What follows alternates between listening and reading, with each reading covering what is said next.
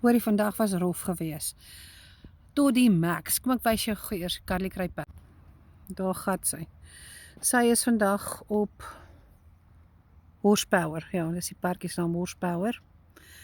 En hier's 'n klomp jumps en goeters. Ons is by die Beacon by Horse Riding School. Dis waar sy elke week kom ry.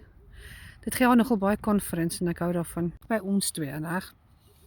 Volgens se gym was nogal 'n bietjie rof gewees. En ek het daai rooi masjien probeer, jylle, daai ding lyk maar net maklik. In elk geval, ja, toe het ek vir lunch hoender en die slaaigaar wat ek vanoggend gemaak het, as jy nie weet wat dit is nie. Ek het so cool gereg wat ek elke oggend eet en dan gooi ek net by daarna, weet later in die middag gooi ek miskien bietjie hoender by of tuna by of whatever. En dan vanaand eet ons net wat ook al in die huis oorskiet is van die dag se kos. Tot ons groceries kan koop. So, van nou is ons op die kool daai, het kool en eie. Ja, verder gaan het goed. Ek is hier om net vir jou te sê, ek weet dat dit is nie altyd maklik om op 'n weight loss journey te wees nie, maar as jy in jouself bly glo en net die klein stappies doen elke dag wat jy moet doen. Ek fokus nie eers meer op wat ek moet verloor nie. Al wat ek doen is ek fokus dan net op hoeveel water drink ek vandag, hoeveel te geoefen vandag, hoeveel eet ek gesond. En ek bly net by dit. En die oomblik wat jy net by dit kan bly, gaan alles van self gebeur. Maar dit is ook belangrik om te weet, jy moet jouself geestelik voel. Dit is baie, baie belangrik om nog steeds gesond te voel, en binnekant en buitekant. En jouself besig te hou. Ek dink vir die grootste tyd, elke keer as ek so baie gewig optel, dan is dit daar wat ek depressief was, dat ek by bed gaan lê het en net niks te doen het vir 'n maand nie. En dan kom ek weer daar uit en dan gaan ek weer aan, en dan probeer ek weer, en so gaan dit maar aan. Maar die feit van die saak is net nie opgee nie. Jy moet nie opgee in jouself nie, bly in jouself glo en weet dat God het jou lief, net soos jy is. Die gewig is 'n ekstra bonus wat jy wil af hê vir jouself en sodat jy meer kan doen in God se koninkryk.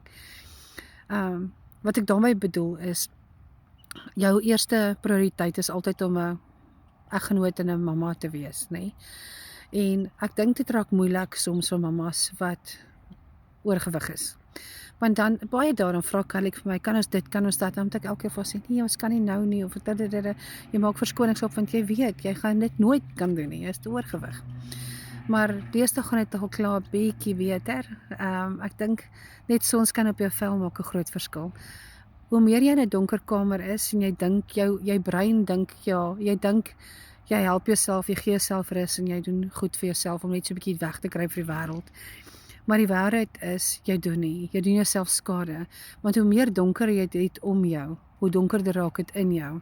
Hoe meer lig en sonskyn jy het buite jou, hoe meer lig en sonskyn en goedheid en guns van God en liefde en oorvloed het jy, en energie natuurlik, het jy binne jou, en dit straal uit van binne tot buite. En jy kan my video's aan terugkyk, jy kan duidelik sien daar wat ek depressie is.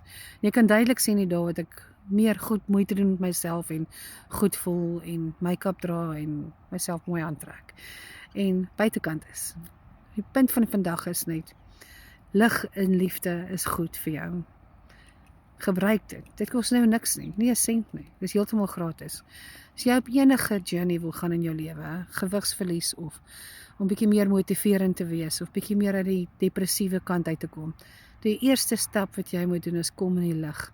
Kry jou voete, kalvoete op gras of op sand, sodat jy kan earth en geniet God se liefde.